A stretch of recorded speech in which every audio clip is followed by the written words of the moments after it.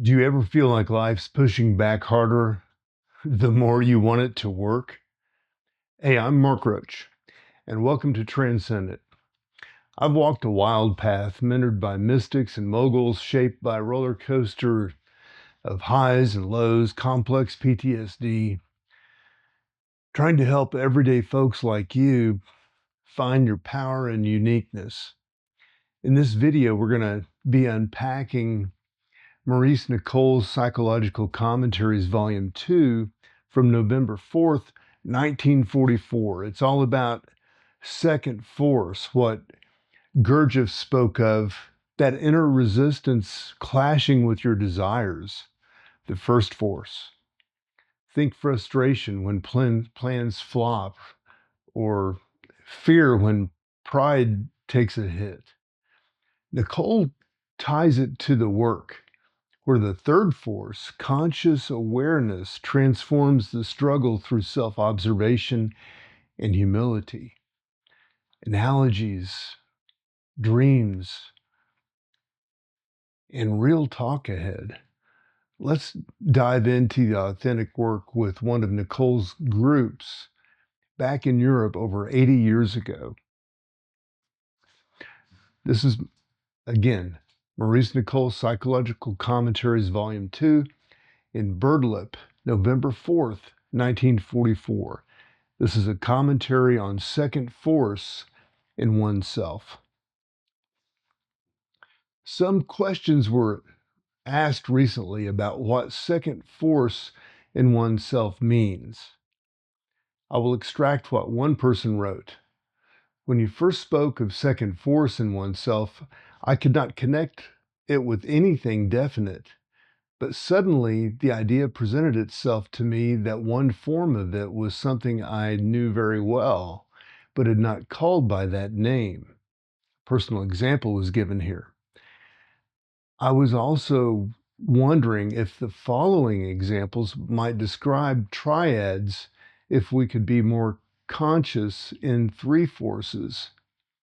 We expect things to go right for us. That's first force. They don't, and we resist this and do not accept it, which equals the second force.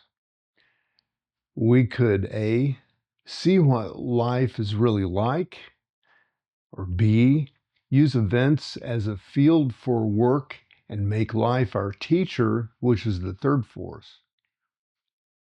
Or again, the idea of a person as one wants them to be equals first force. Their actions and our dislike of them, second force. We could allow them to be themselves and see the relations from a work point of view, third force. I think this kind of second force takes many forms, such as self-pity, dislike, irritation, etc., and all rise from the same attitude. In comment on the above observations, I would say that the examples are examples of changing second force by the force of the ideas of the work by increased consciousness. The third force of the work is different from life and alters life triads. Bringing the work into the situation consciously both changes first and second force. Namely, you realize by observation that you expect life to be right for you, and you see it as a mechanical habit and also see what life is like. Here the work is acting on you. Otherwise, you're probably merely unhappy because things go as they do, and they have added nothing from the work in your way of taking things. That is, you have reacted mechanically and have no connection and no conception that you might react differently. Do you not grasp what the work is about, namely changing yourself? Let us make some commentaries on the second force in oneself. It is different, of course, from second force in external life. For a person in prison who only wants to escape and actually has these bars and goals, those are the second force. what opposes his wish.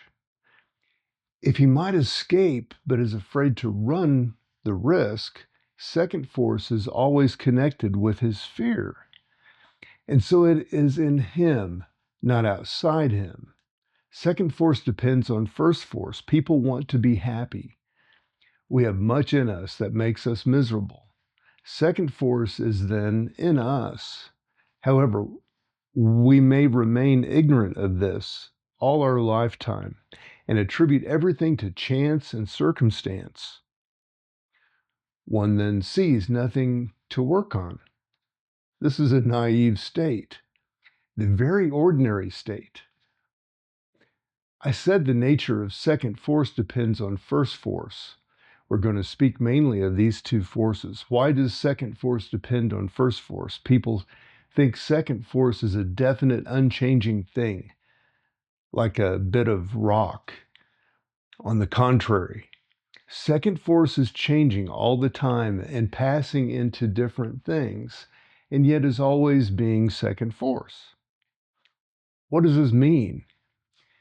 By definition, everything can conduct first, second, or third force. When a thing is conducting second force, it is called an oxygen.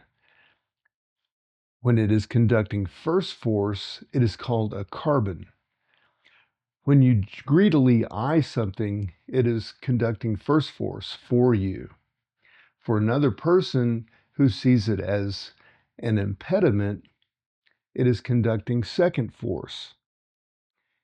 These three forces are always playing through everything, changing places, altering the values of things now in daily life and on a larger scale at different stages of one's life. Imagine the three forces as beams of red, yellow, and blue light. Then say what the red light beam falls on is the first force. What the yellow light falls on is second force, and so on. But the beams can shift and do so continually. So what is attractive becomes reverse and vice versa. It is not the thing or the event, but the force it conducts for you at the moment that matters. Love makes us see a thing in one way. Hate makes us see it in another way. It is the same thing, but it conducts different forces at different times. This, you may have noticed, is confusing and a great nuisance as long as we live solely under the law of the pendulum. After a time, one may shift oneself in consciousness more towards the center and not identify with the extremes so much. This means becoming conscious of one force. We really do not know what we want. That is, we are not conscious in first force in us. Yet it is acting in us and creating its own second force all the time, although we do not see what is really doing this. As was said, the nature of second force depends on first force. If we take what we want, desire, what we wish for, what we expect, what we hope for, as first force, then whatever the nature of our wish, it will arouse a specific and definite opposition or second force that opposes the wish. Sometimes the second force appears at once. Sometimes it appears after an interval. It necessarily appears, but not necessarily in the form that we might forecast or expect. That is, we may see no connection. In fact, second force may appear without our understanding why it arises. Self-knowledge makes us better, since every first force arises or arouses its second related force. We cannot study second forces in ourselves unless we are more conscious of first force, which, as was said, may be acting all the time without our seeing it. Always expecting to be different is wishing. It is a kind of continual, vague first force. It will summon a continual, vague second force and will appear in something lying in other circumstances, lying in outer circumstances. But the second force is not in outer circumstances, but in oneself. You may find this difficult to believe, but when we have no self-knowledge, everything seems to be the fault of something outside. Our senses are tuned outwards. We do not observe ourselves. These are fundamental ideas that are constantly repeated to people. Recently, in a conversation about second force and ourselves, someone asked why outside things always seem to prevent us from getting what we really wanted. The person meant that it was difficult to see the second force in oneself preventing one from getting what one wished. Another person said that she had noticed that when outside things went well, she still had a feeling of dissatisfaction, which showed that second force was really in oneself. This is a good observation. Where is second force in myself? I do not see that. I am stupid, ignorant, lazy, selfish, narrow, mean. I do not see my shallowness that say that I'm slanderous or lying, incapable, and difficult. All this is second force in me. Ouspensky once, when speaking about second force in ourselves, said that ignorance was a very common form of it. People always like to pretend that they knew things. They answer as if they knew things when they really do not know things that increases in them. Really, to think one is ignorant in respect of something is quite different from pretending to know it and becoming confused if one is asked about it. If one becomes conscious of one's ignorance regarding something, it may create a wish to know about it. The situation, then, is quite different. Where there was formerly pretense and unawakened ignorance, there is now self-acknowledged ignorance and a desire to change it. Now, all forms of pretending constitute a first force, which inevitably gives rise to certain forms of second force. The work says that one of the greatest changes in consciousness arises through self-observation, and the feeling of oneself changes. And with this, there is less and less pretending and more realization of what exists in oneself and what is the state of one's being. All this changes first and second force in us, but this change is affected through orientation of the work. What is the second force in us is regarded to the wish to self-remember, to awaken.